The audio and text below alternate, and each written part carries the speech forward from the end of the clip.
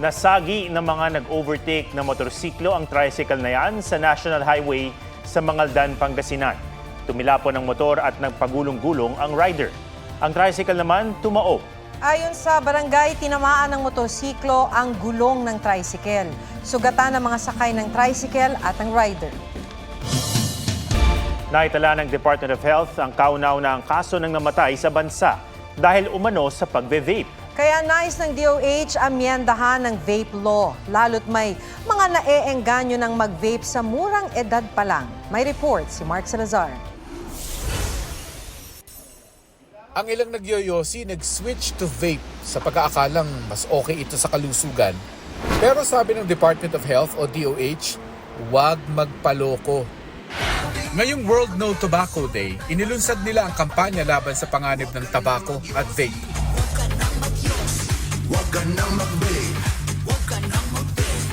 Huwag ka nang mag-yosi o mag-vape. Quit ka na before it's too late. Kasabay nito, sinabi ng DOH na naitala ang kauna-unahang kaso ng pagkamatay sa bansa dahil umano sa pagve-vape. Isang 22 years old na 2 taon nang nagve-vape bago atakihin nung 1 taon. Wala siyang risk factors maliban sa araw-araw siyang nagve-vape for the past 2 years. Nakita, 2 vessel block, no, Dr. Limpin, na 2 artery sa kanyang puso ang nabarahan. Tapos yung kanyang lungs, merong consolidation, ibig sabihin nagdikit-dikit yung loob ng lungs niya kahit walang mikrobyo na usually infection yung nagkukos. By the way, hindi siya nagsisigarilyo before. Siya ngayon ang mukha ng kanilang kampanya para ipaliwanag sa mga kabataan na hindi cool at ligtas mag-vape o mag-e-cigarette.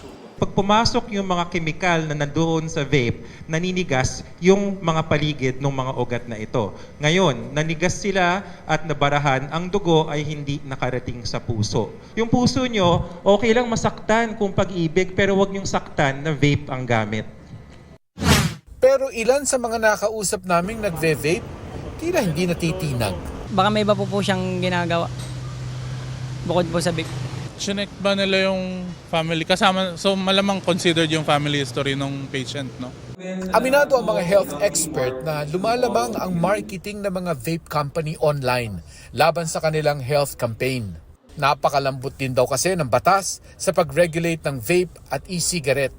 Ayon sa Global Youth Tobacco Survey, isa sa bawat 7 edad, 13 hanggang 15 sa Pilipinas ay nagve-vape na o kaya ay e-cigarette. Bagay na ikinakaalarma ng mga otoridad. Para makatulong sa kampanya, nais ng DOH na amyendahan ang vape law. Gawing 21 years old, imbes na 18 ang papayagang mag-vape at e-cigarette. Ipagbawal ang nakakaakit na fruity flavors at higpitan ng online selling ng mga ito. Mark Salazar, nagbabalita para sa GMA Integrated News. Patay sa pamamaril ng mga salaring nakamotorsiklo ang isang graduating student sa Tipo-Tipo, Basilan. Sa kuha ng CCTV, makikita ang pagdating ng gunman. Malapitang binaril ng angkas ang ulo ng biktima. Dead on the spot ang 16 anyos na junior high school student. Sa investigasyon ng pulis, posibleng rido o away pamilya ang ugat ng krimen. Huli ang 4 na ahente ng National Intelligence Coordinating Agency na nangikil umano sa isang Koreano. Pero depensa ng mga suspect, lehitimo ang operasyon nila. May report si Salima Refran. Walang sinayang na sandali ang mga tauhan ng NBI Human Trafficking Division para dakpin ang mga suspect na inabutan ng pera ng biktimang Korean national. Ang 4 na suspect, kumpirmadong intelligence agents ng National Intelligence Coordinating Agency o NICA. Bistado rin na ilang beses na nilang kinikikilan at tinatakot ang dayuhan na huhulihin. Kasama raw sa modus sa mga suspect ang isang attorney Mark at isa pang Korean national pero wala sila sa entrapment operation. My uncle offered them 100,000 initial amount, and they keep on calling him, asking like million pesos. So yes, my uncle was very worried and afraid of encountered that kind of action. He's a foreigner. Nakuhanan ng service firearms at sari-saring ID sa may iba't ibang pangalan ang nahuling NICA agents. Itinanggi nila ang paratang na pangingikil. Nagsasagawa raw sila ng lehitimong intelligence operation. Nakita mismo ng ating NBI agents yung nangyari. No? So, they will have to explain a lot. This is something that is very ironic dahil yung mga taong dapat magpapatupad or dapat nagpapatupad ng batas or mag-enforce ng ating batas ay sila mismo ang nag-aabuso. Kinumpirma ng NICA na ahente nga nila ang mga naaresto. Nag-iimbestiga na raw sila at sineseryoso raw nila ang mga aligasyon. Na-inquest na ang mga suspect sa Pasay Prosecutor's Office para sa patong-patong na reklamong robbery, extortion at paglabag sa Anti-Graft and Corrupt Practices Act.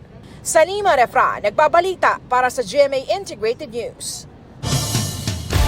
Kaiba sa karaniwang graduation ceremony, naging madamdamin ang magulang ng ilang nagtapos. Umakit kasi sila sa stage na di nakasama ang kanilang mga anak. May report si Marizo Mali. Bit-bit ang isang picture frame, mag-isang umakyat sa stage si Jobelyn. Kasabay ng kanyang paglalakad, ang pagbuhos ng kanyang luha.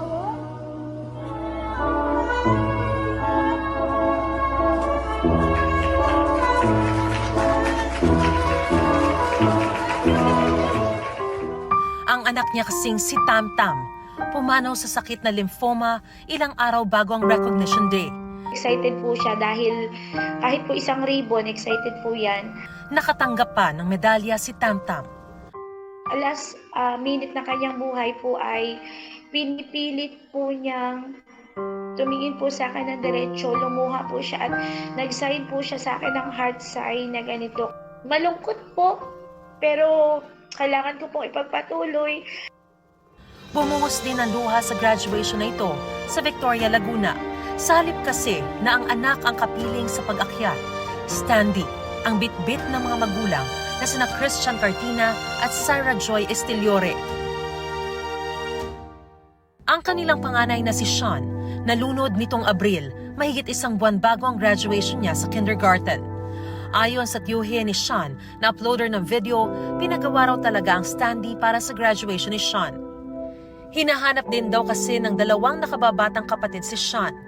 Nang iakyat na sa stage ang kanyang standee, napuno ng iyakan at palakpakan ang seremonya mula sa mga kaklase at mga gurong napamahal sa kanya. Ang kaniyang nanay at tatay ang tumanggap ng 5 award ni Sean na Academic Excellence Awardee rin. Mariz Umali nagbabalita para sa GMA Integrated News. Sinagot ni Pangulong Bongbong Marcos kung sa anong mga aksyon maaaring ipatupad ang Mutual Defense Treaty ng Pilipinas at Amerika. If Chinese Coast Guard water cannons killed a Filipino sailor, would that cross a red line? And then can you also give us a sense of what are the actions that would trigger a request from Manila to Washington to invoke the U.S.-Philippines Mutual Defense Treaty? Not only servicemen, but even a Filipino citizen is killed by a willful act. That is, I think, very, very close to what we define as an act of war. And our treaty partners, I believe, also hold that same standard.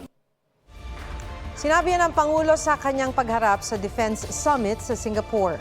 Dati nang sinabi ng Pangulo na pwedeng i-invoke ang MDT kapag napatay ang isang sundalong Pilipino sa mga pag-atake ng China. Pero sabi ngayon ng Pangulo, basta may madamay na ordinaryong Pilipino ay pwedeng gamitin ang MDT. Iginiit ni Pangulong Marcos na walang atrasan pagdating sa soberanya ng Pilipinas.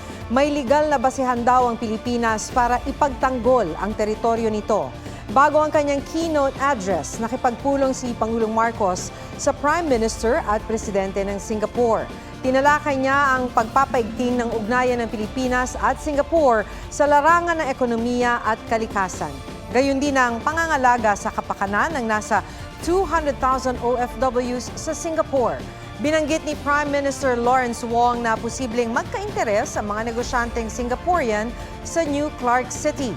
Nakipagkita rin ang Pangulo kay dating Prime Minister Lee Hsien Loong, itinuturing na founding father of Singapore na si Lee Kuan Yew.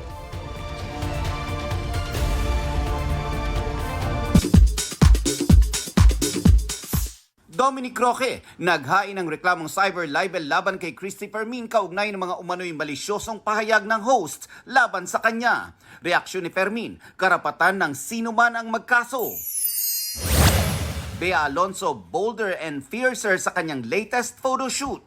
Caption niya, I haven't met the new me yet but I think she'll be alright.